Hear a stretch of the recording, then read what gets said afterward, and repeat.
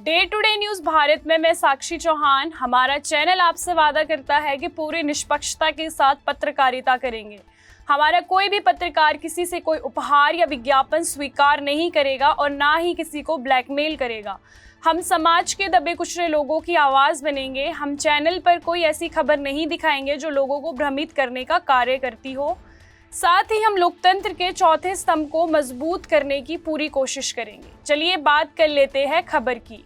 मौलाना महमूद मदनी जो आए दिन अपने किसी न किसी बयान को लेकर सुर्खियों में बने रहते हैं, आपको बता दें कि मदनी जमीयत उलमाए हिंद के प्रमुख मौलाना है।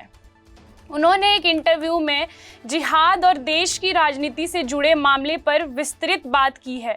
उन्होंने कहा कि जिहाद का विरोध करने वाले गद्दार है, ऐसे लोग आतंक फैला रहे हैं। जिहाद सारे धर्मों में मौजूद है, इसे स्कूलों के पाठ्यक्रम में पढ़ाया जाना चाहिए। देश के लोगों को मालूम होना चाहिए कि जिहाद क्या होता है, कितने तरह का होता है। आगे उन्होंने ये भी कहा कि जिहाद को गाली देने वाला इस्लाम का कट्टर दुश्मन है। जिहाद इस्लाम की धार्मिक और पवित्र शब्दावली से आया है।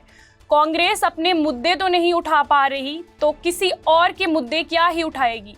कश्मीरी डॉक्टरों की गिरफ्तारी के मामले में कानून को अपना काम करने देना चाहिए। आगे वे ये भी कहते हैं कि कुछ भ्रम फैलाया गया है। जिहाद के कई अर्थ है। सबसे बड़ा जिहाद अपने लक्ष्य के बारे में स्पष्ट दृष्टिकोण रखना है, खुद पर काम करना है। अगर अन्याय हो तो उसके खिलाफ आवाज़ उठाना भी जिहाद है। आगे उन्होंने कहा कि सरकारी स्तर पर मुसलमानों को गालियां दी जा रही है। ये मान लिया गया है कि सभी मुसलमान जिहादी और फसादी है। ऐसे में ये मेरी जिम्मेदारी बनती है कि जिहाद असल में क्या है, इसे मैं समझाऊं। इस पर विपक्ष ने भी अपनी प्रतिक्रिया देते हुए भारतीय जनता पार्टी के राष्ट्रीय प्रवक्ता संबित पात्रा ने मदनी का बयान अनुचित कहा। जिहाद के नाम पर जो आतंक फैला है उसे हमने देखा। ये कहना बहुत गैर जिम्मेदाराना है कि भारत में जिहाद होगा। साथ ही शिवसेना नेता शाइना एनसी ने भी इस पर प्रतिक्रिया देते हुए कहा, मौलाना मदनी जैसे समाज के ऐसे ठेकेदार हमेशा गलत सलाह ही देते हैं। सुप्रीम कोर्ट ने मुस्लिम महिलाओं के सम्मान के लिए 3 तलाक पर अपना पक्ष रखा तो ये क्या गलत था। साथ ही उनका कहना है कि जिहाद शब्द का गलत प्रयोग हुआ है, इसे हम भी मानते हैं, लेकिन वो मुस्लिम वर्ग को क्यों भड़का रहे हैं। समाज के ऐसे ठेकेदारों को सोच समझकर बात करनी चाहिए।